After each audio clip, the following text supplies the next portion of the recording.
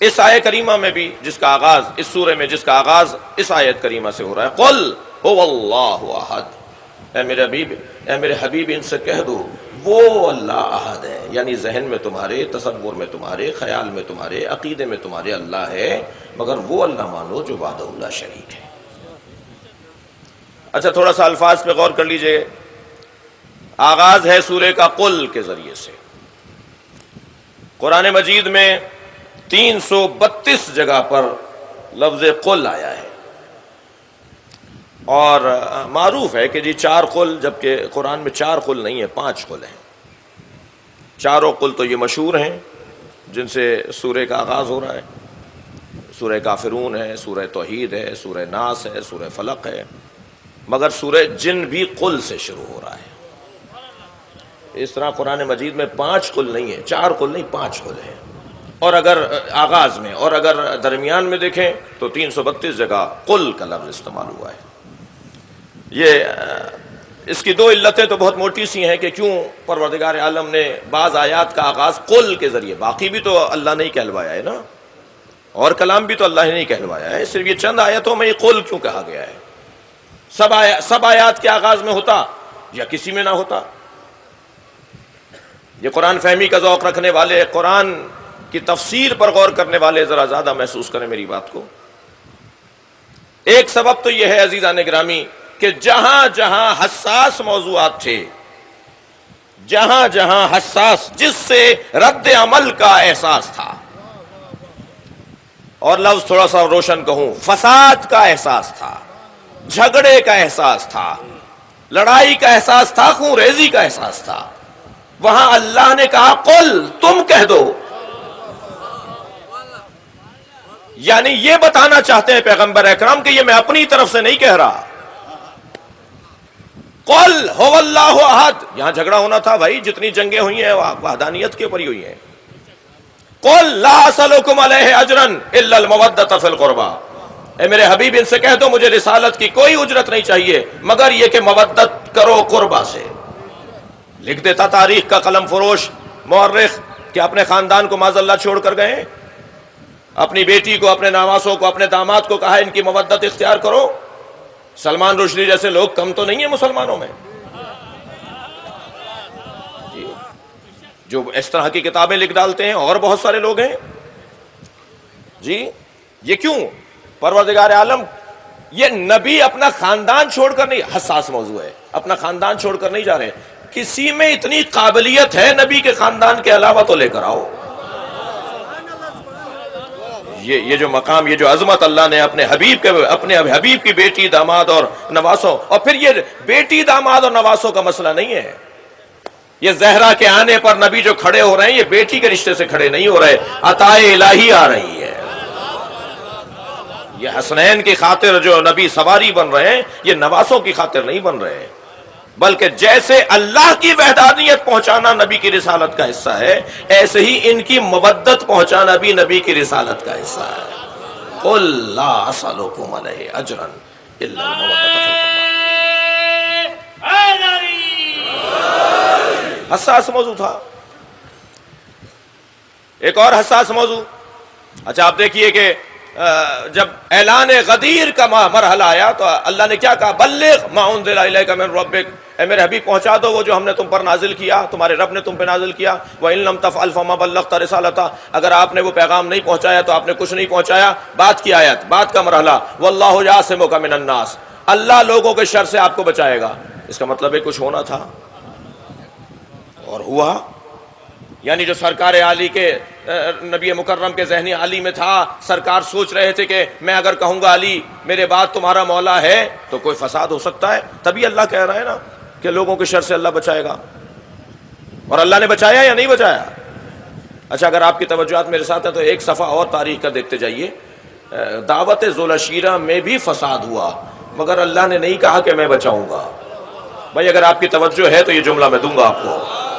فساد تو وہاں بھی ہوا، 3 دن تک کھانے ہوتے رہے، 3 دن تک دعوتیں ہوتی رہیں، بار بار بگاڑ ہوتا رہا، فساد، جھگڑا، اختلاف، الجھن تو وہاں بھی ہوئی، لیکن وہاں اللہ نہیں کہہ رہا کہ آپ نبوت کا اعلان کر دیجئے لوگوں کے شر سے اللہ آپ کو بچائے گا، مگر غدیر میں اللہ کہہ رہا ہے کہ اللہ تمہیں لوگوں کے شر سے بچائے گا۔ دعوت ذوالعشیرہ میں اللہ نے اس لیے نہیں کہا تھا کہ وہاں حفاظت کرنے کے لیے ابو طالب موجود تھے، یہاں ابو طالب نہیں ہے۔ صلوات پڑھیں محمد و آل محمد پر۔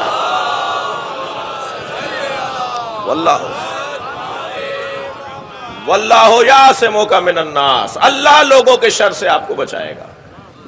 اور ہوا حارث ابن نعمان فہری نے جب آگے بڑھ کر کہا کہ یہ آپ نے اپنی طرف سے کہا ہے یا آپ کے اللہ نے آپ کو کہا ہے کہ علی کو مولا بنا دیجئے، تو نبی مکرم نے فرمایا میں تو کوئی بات کہتا ہی نہیں ہوں مگر یہ کہ وہ وحی ہوتی ہے۔ کہا پھر آسمان سے دعا کیجئے اللہ سے، بد دعا کیجئے اللہ سے، پھر آسمان سے پتھر نازل ہو اور وہ جو ہے مار ڈالے۔ بغض علی کا بیمار عذاب ہی مانگتا ہے، اور نبی مکرم نے، مجھے تو کہیں نہیں ملا کہ نبی نے کوئی بد دعا کی ہو، اس لیے کہ رحمت للعالمین بد دعا نہیں کرتا۔ سرکار دو جہاں نے، ہر نبی نے اپنی حد بتائی ہے، جملہ محسوس کریں گے، ہر نبی نے اپنی حد بتائی ہے، حد برداشت بتائی ہے بد دعا کر کے، مگر ہمارے نبی نے اپنی حد برداشت نہیں بتائی، کبھی سرکار نے بد دعا نہیں فرمائی، اور اس کے لیے بھی سرکار نے بد دعا نہیں کی، بس اس نے ایک مرتبہ کہا، آسمان سے کنکر نازل ہوا اور سب نے لکھا ہے کہ اسے مار کے چلا گیا، وہ مر گیا، وہیں ڈھیر ہو گیا۔ اور کر رہے ہیں، ایک جملہ محسوس کریں گے، بھائی وہ کہیں نبی کے آس پاس ہی تھا نا، مگر عذاب الہی سے بچا نہیں۔ ذرا صلوات ہدیہ کر دیں نبی راجہ کے طرف۔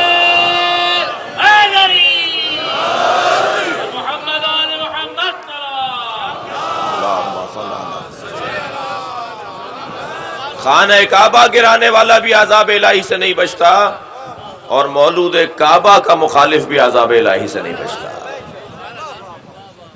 حساس موضوع تھا، لہذا فرمایا واللہ یعصمک من الناس، لوگوں کے شر سے اللہ تمہیں بچائے گا۔ فَقُلْ تَعَالَوْا نَدْعُ أَبْنَاءَنَا، یہاں پہ قل وہ 332 جگہوں میں سے ایک اور جگہ۔ فَمَنْ حَاجَّكَ مِنْ بَعْدِ مَا جَاءَكَ مِنَ الْعِلْمِ، جب علم آ جائے، دلیل آ جائے، استدلال آ جائے، اس کے بعد بھی اگر کوئی رد کرے اور کٹ حجتی کرے اور بات کو نہ تسلیم کرے، اس کی مذمت آ رہی ہے قرآن میں۔ یا دلیل دو یا دلیل لو، یا قائل کرو یا قائل ہو جاؤ۔ ہم سب کو فرزندان دلیل ہونا چاہیے، دلیل کے آگے کسی کو نہیں ٹکنا چاہیے۔ دلیل نہیں ہے تو مانو، اور دلیل ہے تو منواؤ۔ مذمت آئی ہے ان لوگوں کی جو بحث و مباحثہ کرتے ہیں، الجھنیں ڈال رہے ہوتے ہیں۔ بات روشن ہے، بات واضح ہے، اس کے علاوہ چارہ نہیں ہے، اس کے علاوہ آپ کے پاس کوئی حل نہیں ہے، اور مانیں گے بھی نہیں۔ یا تو حل لائیے۔ 85 مباحث ہیں، 85 بحثیں ہیں اسلامی تعلیمات میں۔ جو ایک سوال ذہن میں آتا ہے، بہت سارے لوگ تو اللہ ہم سب کو طالب علم رکھے، آخری وقت تک ہمیں طالب علم رکھے۔ اور معصوم ارشاد فرماتا ہے نحن العلماء و شیعتنا متعلمون، ہم عالم ہیں، ہمارے شیعہ طالب علم ہیں۔ ہم سب کو طالب علم رہنا چاہیے، آخری دم تک طالب علم۔ اور طالب علم کا کام کیا ہے؟ طالب علم کا کام یہ ہے کہ دلیل آ جانے پر قانع ہو جائے، قائل ہو جائے، یا دلیل کو رد کرے۔ تو میں اپنے نوجوانوں اور اپنے کمسن ساتھیوں سے عرض کر رہا ہوں کہ اگر کوئی حل ہے تو پھر پیش کیجئے، ورنہ جو حل دیا جا رہا ہے اسے مانیے۔ یہ ہے طریقہ کار ایک طالب علم کا۔ اب یہاں مذمت کس کی آ رہی ہے؟ مذمت آ رہی ہے فمن حاجک من بعد ما جاءک من العلم، جو علم آ جانے کے بعد کٹ حجتی کرے، بحث مباحثہ کرے۔ فقل، اب وہی حساس موضوع، فقل کہہ دو میرے حبیب، تعالو لے آؤ، ندعو، ہم بھی بلاتے ہیں، ابناءنا و ابناءکم، ہم اپنے بیٹوں کو لے کر آتے ہیں، تم اپنے بیٹوں کو لے کر آؤ، ہم اپنی بیٹیوں کو لاتے ہیں، تم اپنی بیٹیوں کو لاؤ، ہم اپنے نفسوں کو لاتے ہیں، تم اپنے نفسوں کو لے کر آؤ، ثم نبتہل، اور اس کے بعد مباہلہ کریں گے، وَنَجْعَلْ لَعْنَتَ اللَّهِ عَلَى الْكَاذِبِينَ، اور اللہ کی لعنت جھوٹوں پر بھیجیں گے۔ لعنت اللہ کی ہوگی، بھیجیں گے یہ۔ تو جب اللہ کی لعنت یہ بھیج سکتے ہیں تو اللہ کی رحمتیں بھی انہی کے ذریعے سے آئیں گی، اللہ کا انعام، اللہ کا فیض بھی انہی کے ذریعے سے آئے گا۔ اور یہاں آپ نے دیکھا کہ وہ مرحلہ بہت سخت ہوا، اور آخر میں بہرحال انہوں نے کہا کہ جی ہم ان سے مباہلہ نہیں کریں گے۔ اگر انہوں نے کہہ دیا نا یہ پہاڑ ہٹ جائے، تو پہاڑ کو اشارہ کریں گے تو پہاڑ ہٹ جائے گا۔ کم سے کم مسیحی نے اپنے جیسا نہیں مان رہے تھے. صلوات ہدیہ کر دیں نبی کی ذات.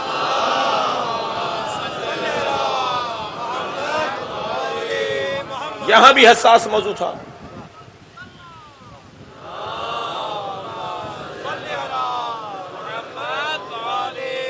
اور اللہ نے اپنے حبیب سے کہلوایا قل فقل تعالوا ندعو ابنانا، ان کو کہو کہ لے آئیں، بلا لائیں.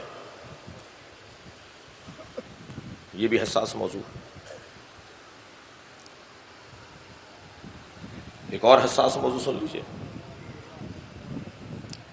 قل انما انا بشر مثلکم یوحی الی انما الہکم الہ واحد. اے میرے حبیب ان سے کہہ دو میں تمہاری طرح بشر ہوں.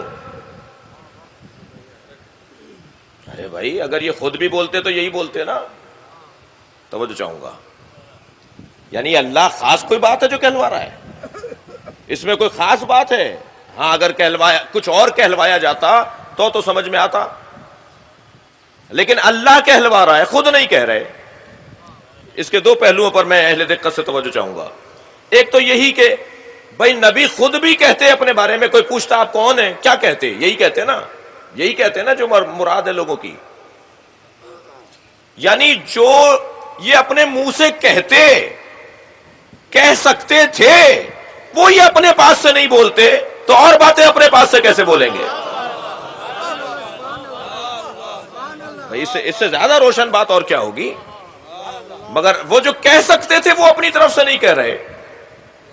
دوسرا پہلو اس میں یہ ہے کہ امت کو ذرا ہوشیار کیا جا رہا ہے. تم دیکھ نہیں رہے آیت کیا کہہ رہی ہے؟ انما انا بشر مثلکم یوحی الی، میں تمہاری طرح بشر ہوں، مجھ پر مسلسل وحی نازل ہوتی ہے. تو تمہاری طرح بشر ہے تو تم پہ وحی آتی ہے، تم پر وحی آتی ہے. اگر یہ وہی ہے جو ہر ایک کو منہ نہیں لگاتی، یہ ہر جگہ نہیں اترتی. وہی یہ جگہ دیکھ کر اترتی ہے، یہ محل دیکھ کر اترتی ہے، یہ اترنے کی جگہ کو پہلے دیکھتی ہے پھر اترتی ہے. ہر سواری ہر رنوے پر نہیں اترتا. اس کے لیے ہر ایک کے لیے جگہ علیحدہ چاہیے ہوتی ہے. ہر شخص ہر جگہ جا کے نہیں بیٹھتا. یہ وہی ہے، یہ کلام الہی ہے، یہ اللہ کے فرشتے ہیں، یہ ہر جگہ نہیں اتریں گے. نبی کے اوپر مسلسل وحی آ رہی ہے. اچھا اگر اس مجلس میں بار بار کہوں میں جاہل ہوں، مجلس ختم ہوئی اور یہ جو بچہ مجلس سے اٹھ کر باہر نکلا، سامنے سے کوئی سے اس کا عزیز آتا ہوا دکھائی دیا، بیٹا کہاں سے آ رہے ہو؟ کہا جی نشتر پارک سے مجلس سے کر کے آ رہا ہوں. وہاں کون پڑھ رہا تھا مجلس؟ تو اس نے وہی کہہ دیا جو اس نے سنا تھا. اس نے کہا جی مولانا جاہل مجلس پڑھ رہے تھے. تو اب ایک مرتبہ وہ صاحب کہیں گے بیٹا بری بات ہے، مولانا تھے تو جاہل نہیں تھے، اور ممبر پہ بیٹھے تھے تو جاہل نہیں تھے جی. اور یہی لب و لہجہ ہمیں ائمہ نے عطا کیا ہے. جب میرے 5ویں امام سے ایک کعب الاحبار نے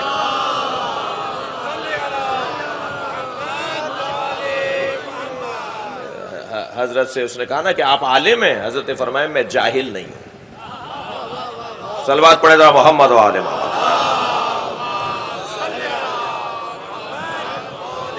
تو وہ جواب دے گا.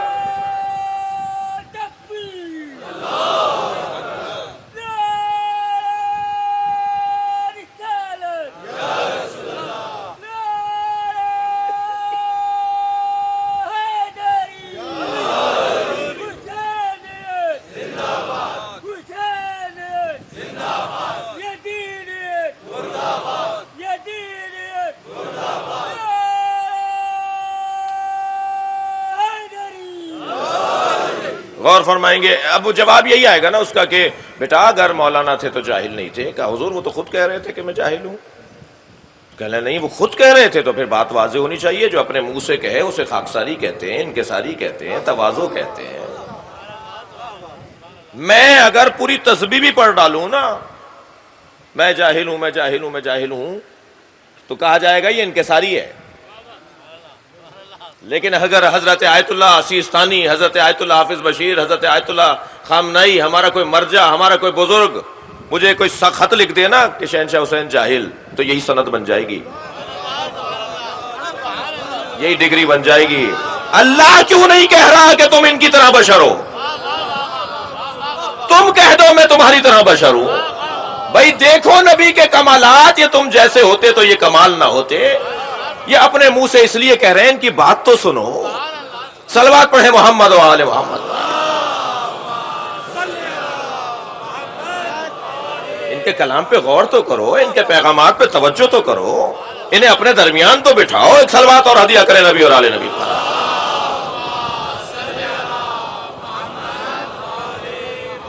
توجہ چاہوں گا عزیزان گرامی. اب یہاں بھی حساس موضوع تھا، اللہ نے کہلوائے تم کہہ دو، تاکہ لوگ نبی کا کہنا بھی دیکھیں تو اللہ نہ سمجھیں، اور کمالات کو دیکھیں تو اپنے جیسا نہ سمجھیں.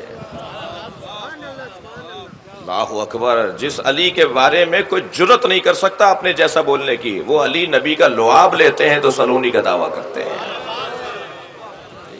شاید نبی کے بارے میں تو بہت سو نے جرتیں کر لیں، شاید سرکار کے بارے میں تو بہت سو نے جرتیں کر لیں کہ ہم جیسے ہیں. ڈھونڈیے ذرا امت میں کسی کو کہ کوئی کہے کہ ہم علی ہم جیسے ہیں. اسی امت میں ڈھونڈیے کسی کو جو یہ کہے کہ علی ہم جیسے ہیں. نبی ہم جیسے والے تو مل جائیں گے آپ کو. بھائی غور نہیں کر رہے آپ حضرات. اگر کوئی امت میں نہیں ملے گا جو یہ کہے کہ علی ہم جیسے ہیں، اور جس علی کے بارے میں کوئی جرت نہیں کر سکتا کہ علی ہم جیسے ہیں، وہ علی کہہ رہے ہیں خبردار مجھے نبی کے برابر نہ کہنا. ھذا لعاب النبی، میرا علم لعاب نبی ہے. میں نے پہلی گھٹی پہلی غذا نبی کا لعاب لیا ہے، اور اتنا علم مجھے اللہ نے نبی کے لعاب میں عطا کیا کہ تورات سناؤں، انجیل سناؤں، زبور سناؤں، یا رسول اللہ قرآن سناؤں. میں زمین کے رستوں سے زیادہ آسمان کے رستے جانتا ہوں. کوئی اگر علی کو دیکھا دیکھی میں بول بھی دیتا نا تو نبھانا مشکل ہو جاتا. بول کے دکھاؤ یہ جملہ کہ میں زمین کے رستوں سے زیادہ آسمان کے رستے جانتا ہوں، سنبھالنا مشکل ہو جائے گا یہ جملہ. آسمانوں کی خلقت پہ جو مولا علی بات کر رہے ہیں نا، کہ اللہ نے آسمانوں کو کیسے خلق کیا ہے، اللہ نے فرشتوں کی کتنی قسمیں بیان کی ہیں، کسی میں جرت نہیں ہے کہ یہ بیان دے سکے. صلوات پڑھیں محمد و آل محمد.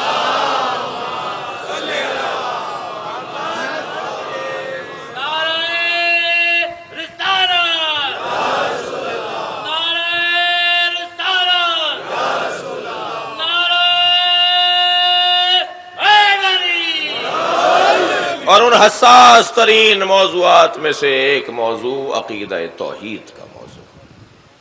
قل هو اللہ احد. اے میرے حبیب ان سے کہہ دو وہ اللہ احد ہے. حساس موضوع ہے، جس میں تناؤ ہوگا، جس میں اختلاف ہوگا، جس میں جنگیں سامنے آئیں گی، جن میں مسائل سامنے آئیں گے. آپ نے یہ کام نہ کیا ہوتا تو یہ نہ ہوتا. پاکستان کے بعض سیاستدان زندہ ہیں، بعض اس دنیا سے چلے گئے. ان کا کچھ مزاج دہریوں والا مزاج ہے. جی کربلا میں حسین نہ گئے ہوتے تو یہ سب کچھ جو ہو رہا ہے یہ نہ ہوتا. جی امام حسین کربلا گئے، ایک جنگ ہوئی، کچھ لوگوں نے ظلم کیا، کچھ نے قربانیاں دیں، اور اب پوری دنیا امام حسین کو یاد کر رہی ہے. اور بھائی صاحب یہ رستے بند کرو اور یہ دکانیں بند کرواؤ، اور مسائل بڑھتے چلے گئے. تو اور بات پیچھے چلے جائیے تھوڑا سا. اگر پیغمبر نے لا الہ الا اللہ نہ پڑھوایا ہوتا تو کوئی فساد ہی نہ ہوتا معاذ اللہ. پھر تم اپنے بارے میں طے کرو کہ تم مسلمان بھی ہو یا نہیں. مگر امام حسین کو جو اس دید سے دیکھتا ہے نا کہ حسین ابن علی اپنی بات کے دھنی، اصولوں کے پابند، قانون اور اصول پر اپنی جان دے سکتے ہیں، ظالم کے آگے جھک نہیں سکتے. کسی دھونس سے بات کرنے والے کے آگے حسین متاثر نہیں ہوتے اس سے جو دھونس سے بات کر رہا ہو، روب سے بات کر رہا ہو. استعمار سے زبردستی بات کرنے والے، اپنے مفاد میں سب کو چلانے والوں سے حسین ابن علی کا کوئی تعلق نہیں ہے، بلکہ حسین کی کھلی دشمنی ہے. حسینیت کی ہاں سے آشنا نہیں ہے وہ جو استعمار کے آگے جھکتے ہیں. اور پھر اسی زاویے سے بعض اسی ملک کے اندر اور عالمی سطح پر بڑے بڑے نام ہیں. میں ممبر کا ادب اور ممبر کے کچھ حرمت ہے جس کی خاطر نام نہیں لے رہا. بڑے بڑے نام ہیں عالمی سطح پر غیر مسلم اور مسلم دہریے، جو مسلمانوں میں دہریے ہیں، جو مسلمان گھر میں تو پیدا ہوئے ہیں مگر انہوں نے اسلام کو سمجھا نہیں، ان کو نہیں سمجھایا گیا، ان تک پہنچی نہیں بات، مگر امام حسین کی عظمت کے وہ قائل ہیں. لقن صاحب کا وہ جملہ تکرار کر رہا ہوں، فرماتے ہیں اللہ کے وجود پر لاکھوں دلیلیں ایک طرف اور عصر عاشور حسین کا اطمینان دلیل وجود الہی ایک طرف.